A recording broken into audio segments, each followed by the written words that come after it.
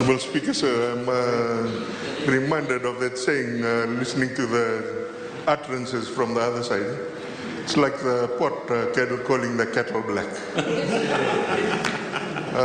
Sir, I'd like to assure the gallery and also the people of Fiji, we are not making these changes lightly. This is serious business in the House. Of course. We have been, and this is another problem with the other side of the House, they never listen. They never listen, sir. They did not listen to what the people of Fiji told them at the last election. When we were going around, sir, during the campaign, what the people of Fiji told us in Fijian is this. Listen. Bill 17, me tumba. Me lako I tumba.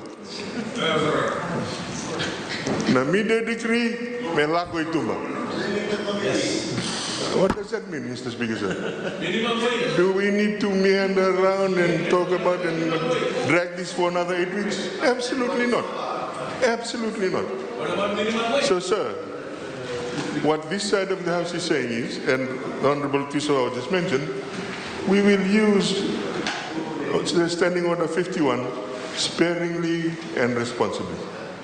And we'll only use it where we believe the bills have been unjust, draconian, and in this case, there's been zero consultations. Absolutely zero.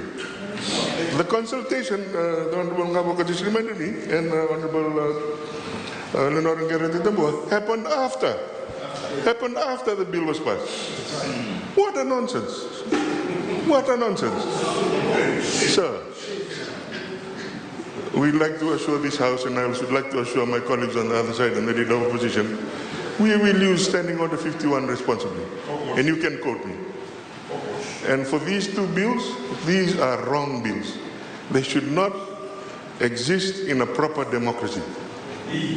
And so, sir, I just thought I'd assure all of us, we can talk again for a couple of minutes, but from this side of the House, these two bills are gone. Nasa William. Yes, Honourable Alvik, am I right?